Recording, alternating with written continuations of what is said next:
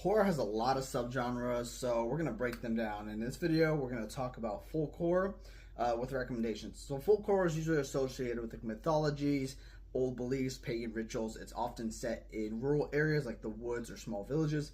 You can think of like Midsummer or The Wicker Man for movies as reference. So the first place I recommend you actually start is a collection of short stories, and then it's Damnable Tales, again by various authors. This really gets you a good look at what folk horror is.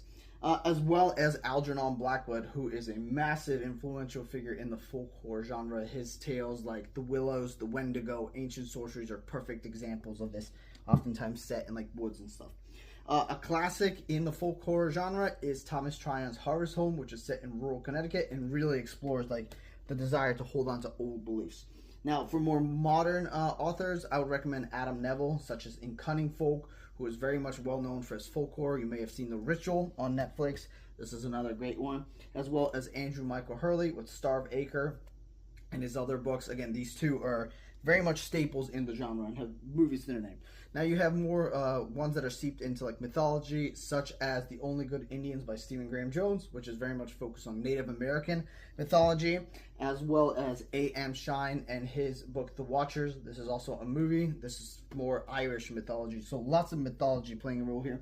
Now, the other thing you probably think of with folk horror is like witches, and so I would recommend like Slewfoot by Brom, which is set in colonial times in America, about this woman that becomes a witch and the paranoia between all that.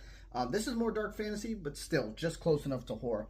As well as Thomas Oldhoyveld's Hex, which is very much about like this folk horror and this mythology of this witch and the rumors and how they play out.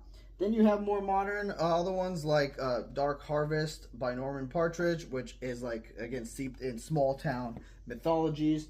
You have The Lost Village by Camilla Sten, which really is, again, with that rural area. And you have trippier ones more like In the House in the Dark of the Woods. This is really weird and trippy, but again, no real setting, but you can really feel the folk horror. One author that I don't have a physical book of, but I still recommend is T. Kingfisher, and she does a lot of like folk horror. So if you've read any folk horror, let me know what your favorites are.